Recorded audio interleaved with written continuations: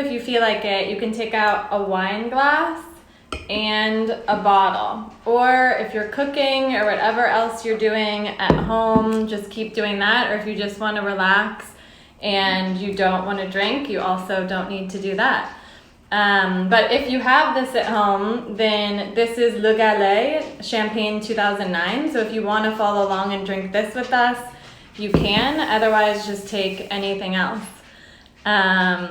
So there's a couple of us. Jenna, I don't know if Krista was joining too. I saw her on there.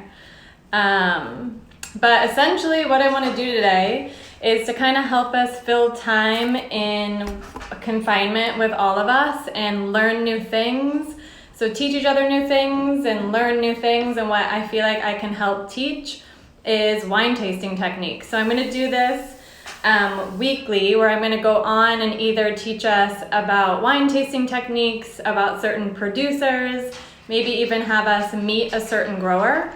So we'll go through and we'll do all of that. So what I want to start with is just teaching you how to swirl a glass, how to smell, how to look for 4 main things. So we always want to look at color, aroma, structure, and then overall quality. So those are the 4 main that every time we open a bottle, we're going to think of and use to evaluate wine. So I don't know if we want to start with opening this bottle.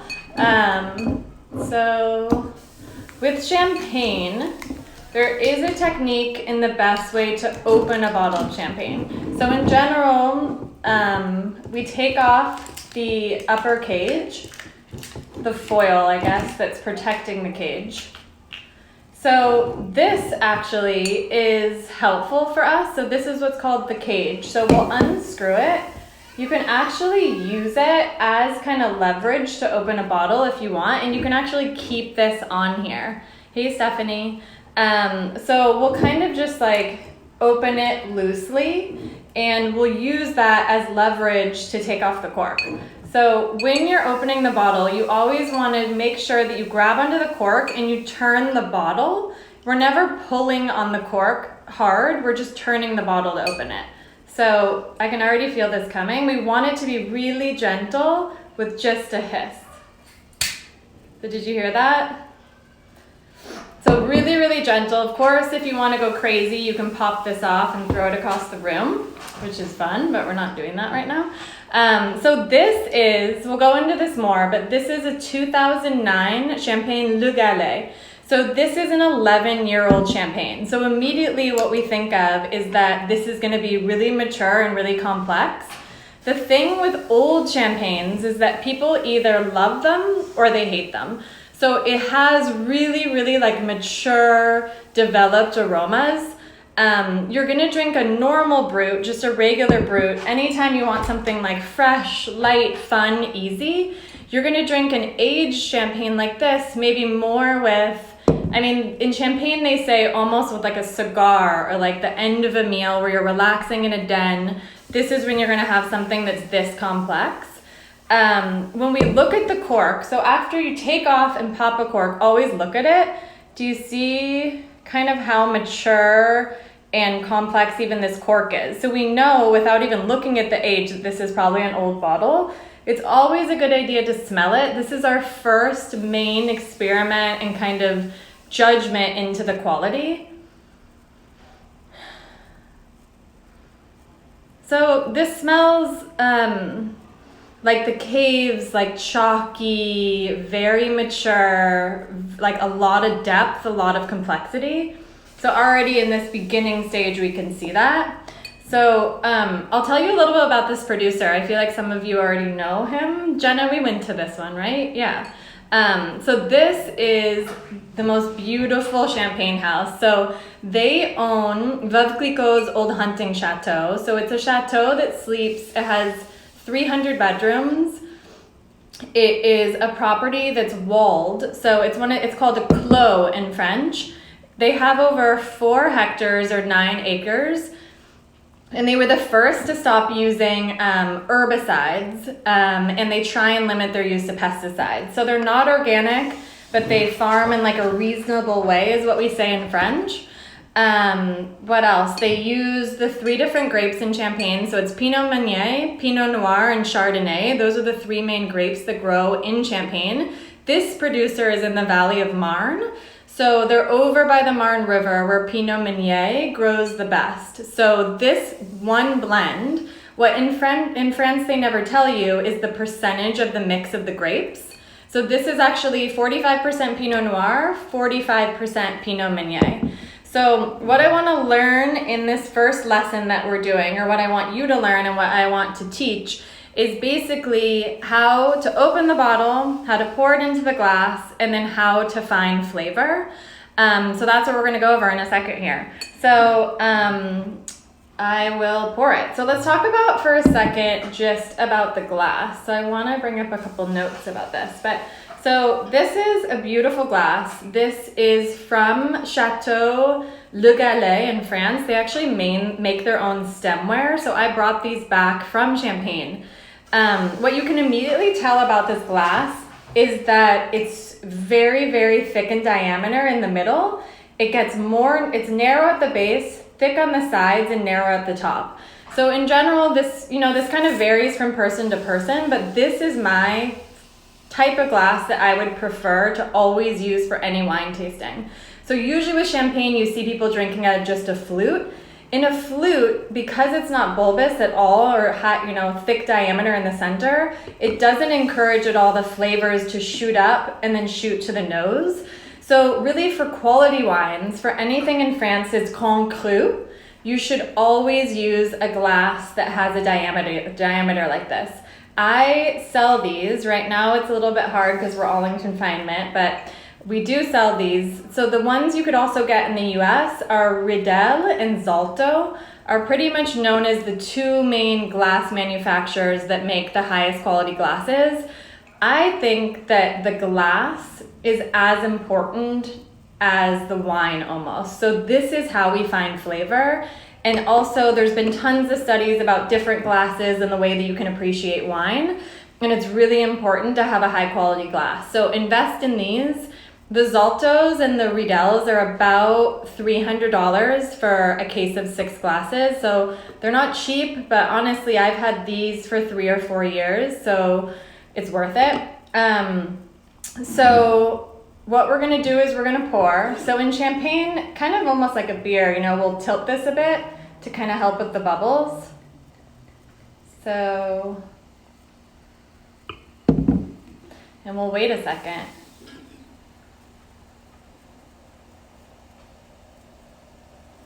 I want you guys to see the bubbles.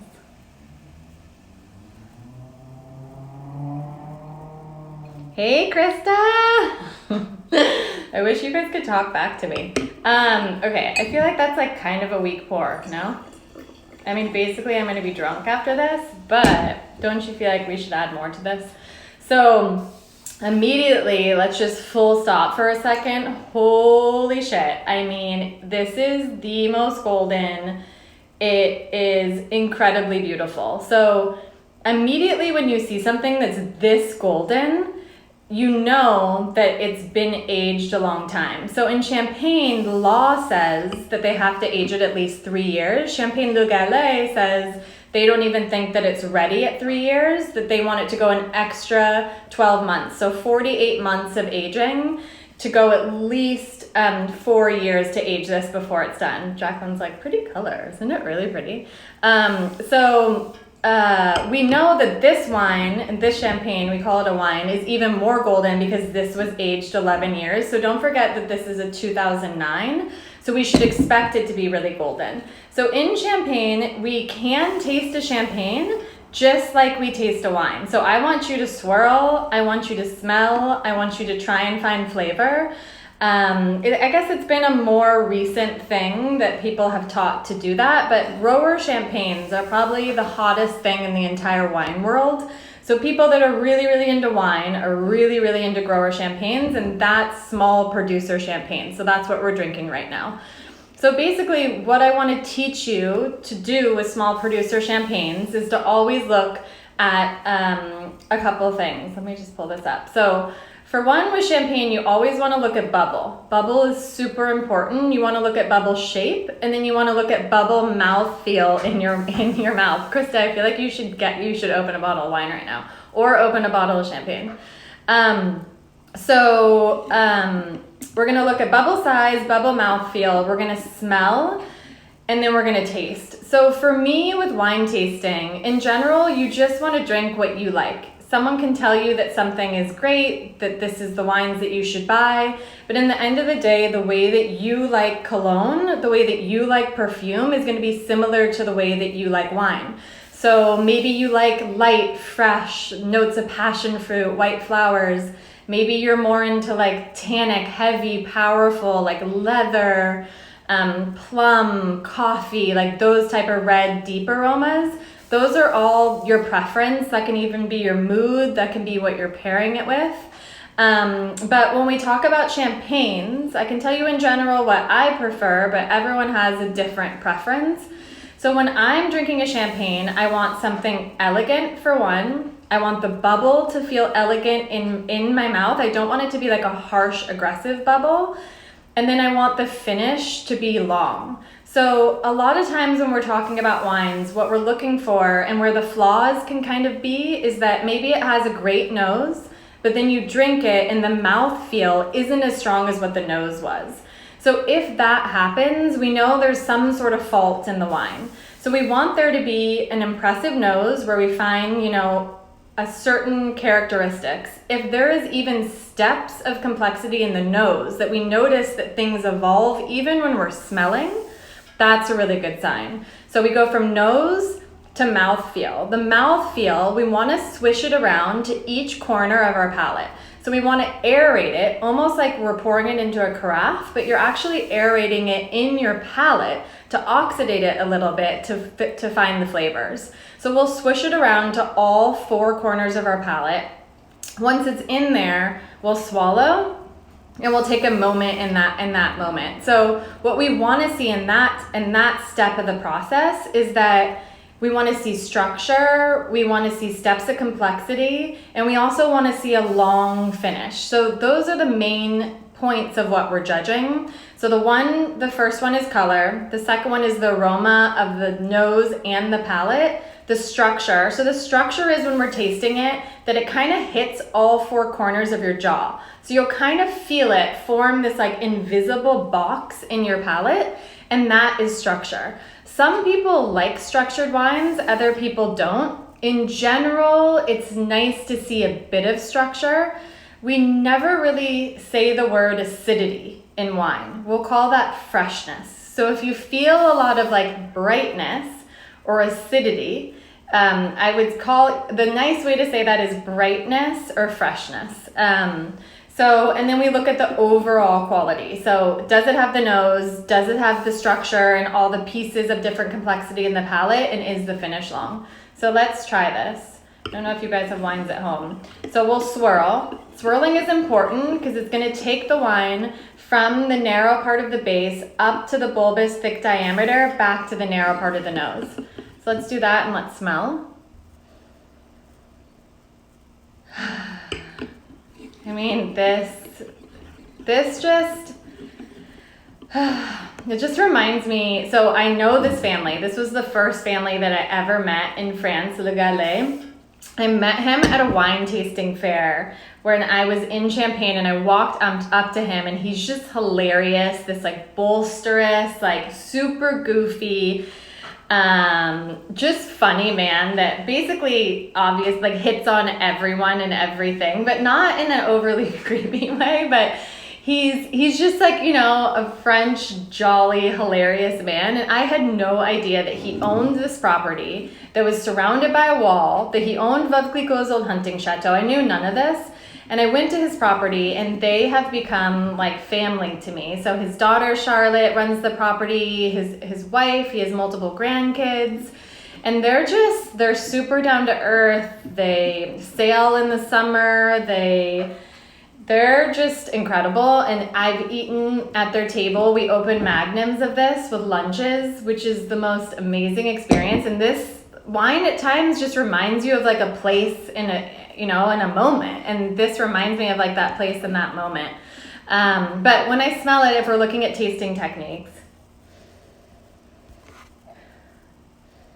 so it's just like really mature, almost like leathery, smoky wood. It's gorgeous.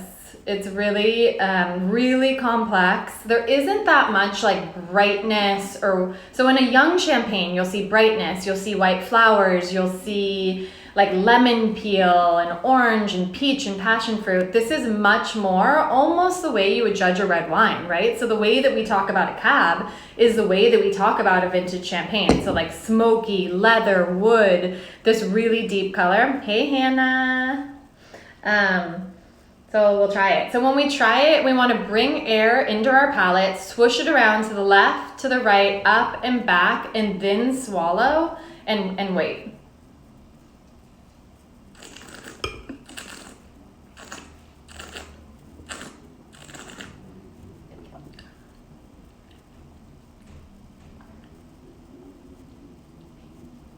Whoa. It's crazy because it still has like a lot of brightness. Like this has been aging in chalk caves for 11 years and it still has brightness to it. And that actually is something amazing, and it's hard to do because a lot of the times wine doesn't age that well if it doesn't start with a certain amount of acidity. So the fact that this still has that is a sign that it's a good wine. And we sorry, I keep saying wine, but champagnes are wines. It has a long finish. It's really gorgeous. It's like deep and powerful and extremely complex, and it definitely could stand up to like a strong cheese, like maybe a Gruyere or something that you know, like sharp like that. Even like a white cheddar, I feel like would be good with this. A lot of the times in champagne, we don't pair champagnes with cheeses because we don't want whatever we're pairing it with to, I'm trying, but Krista said I'm trying, but I can't do that without choking. You can't aerate it without choking. So try and keep it like, when you aerate it, keep it like towards the front of your palate. Don't let it go too far back and maybe don't take too much in that first sip. But when you do that, you do feel it all over and it gives you that opportunity to really taste all aspects of it. But let me try it again.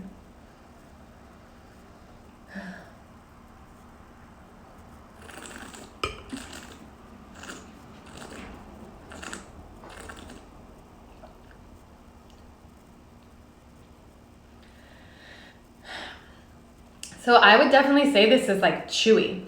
Like it's so complex, it's so elegant. The bubble is teeny tiny, so small. I don't know if you can see this. You can barely even tell that it has bubbles because the bubbles are that small. You see how they're slowly drifting up to the top?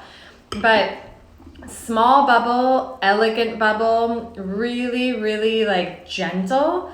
In general, that's just how I like champagne. There are people that like it to be a little bit more kind of like a full-bodied bubble. But yeah, this is deep, powerful, like roasted apples, leather, smoky, and those are words that you probably rarely see with champagne. And so basically teaching you guys this, I don't want you to be afraid of a vintage champagne. I think that you should know that you're never gonna see the date. I'm sorry that this is backwards. It's annoying that you guys can't see when I can see. But you're never gonna see a date on the bottle of champagne unless it's a vintage. So in general in champagne, they always blend 3 years together. And they do that to have the same quality every year. So they need this year to taste like last year to taste like the year before. So they're always blending multiple years together unless it's a superior year. So a year where temperature, pH, tartic acid, sugar, that the grapes got to a certain level of maturity was so great that they actually keep 80 or 90% of 2009 in this bottle, and then they blend 10 to 20% of previous years. It almost makes it like what we call a Solera, where you're blending multiple years together. So it's rare to see these millesimes. So millésime, I don't know if you can see or if they even say that on here. So they only make 1,000 bottles of this. And it says on the back that it's a millésime 2009. I don't know if you can see that, but it's also in French. So I'll send this on my, in one of my posts after this. It's 12%. But it's not that easy to find millésimes. I sell champagne, so I have a catalog of 40 champagnes that come from the caves in France to your door. Jenna and Krista have bought a lot of them and have some of them at home that are on right now. We also sell red wines. But if you want millésimes and want to try something aged like this, then we could send you one of those. But what I want you guys to remember when you're tasting wines is that it doesn't matter if other people don't like it. If you like it, that's all that really matters. I think you want to look for those 4 things. So always remember that. So I almost have to look at it every time. So color, aroma, structure, and overall quality. We also talked about how important the glass is, and then the way to open the bottle. So it should never be challenging, like we talked about in the beginning, to pull off this cork. It should always be that you're keeping the cage on, you're using the cage's grip, so you're only gently unscrewing the cage, and then you're using that to grip. As you turn the bottle, you slowly pull off the cork. So try and remember and try and practice that. What we're gonna go over in other educational classes that I do, I'm gonna try and do this once a week. But what I wanna do for this first one was tasting techniques. So I want you guys to practice that at home, just looking for steps of complexity, looking at the nose, making sure that there's structure in the 4 corners of your palate, and even practice aerating in your mouth to really start to find flavors. You can also look up on the internet what flavors maybe are supposed to be in a wine that you're drinking and challenge yourself to see if you see those. So maybe taste with a partner and explain what you're tasting, and they can then tell you what you're supposed to taste and see if you're finding those things. So each week I'm gonna do a series. This one was tasting techniques. The next one's gonna be even more on how to find aromas and flavors. So an entire list of all the different aromas that helps you kind of put a finger on what the word is for what you're tasting. And then we're gonna meet a winemaker. We're gonna do an appreciation of location. So understanding a place, so a certain village and how that changes wine. So doing like a vertical tasting of that. And then we're going to go into a deep dive on champagne. So with champagne, we're going to talk about the different Grand Cru and Premier Cru villages. We're going to talk about the different grapes, because you can literally taste 100% Chardonnay champagne, 100% Pinot Meunier champagne, 100% Pinot Noir champagne. And we're going to taste about how those each will vary. And then we're even going to talk about villages of champagne. So how Avise in the Côte de Blanc varies from Cremant in the Côte de Blanc. So we're going to go through and understand, you can find champagnes from each of those villages. And one, the Chardonnay expression, will be much more like pointed acidity that maybe needs like more time to age. And another one will be like rounder, creamy. And those are both 100% Chardonnay champagnes, just from varying villages. So we're going to go through that. And that's it. So this first one, I just wanted it to be light and easy. And I wanted to teach you a little bit about Champagne Le Gallet and aged champagnes. So I hope you learned anything. Does anyone have any questions?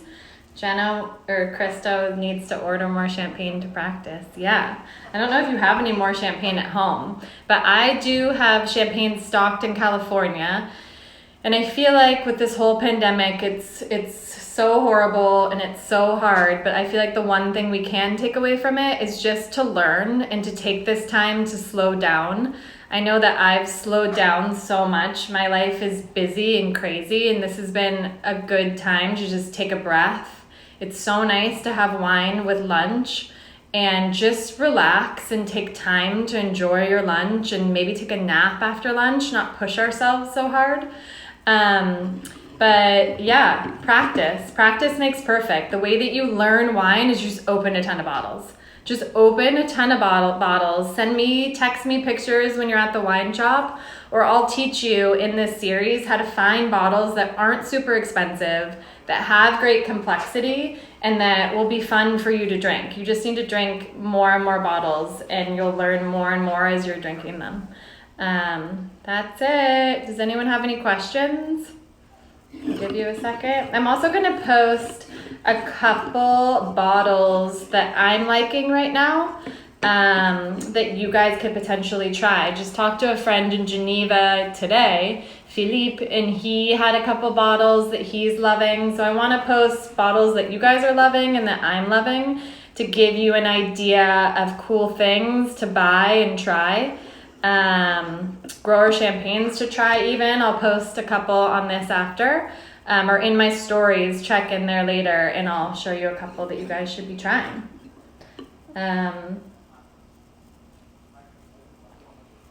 No questions? Nada? Hey, thank you so much for coming. I only announced I was doing this like an hour before, so I'm surprised anyone's here, but thank you so much for coming. Okay, that's it, guys. Okay, bye.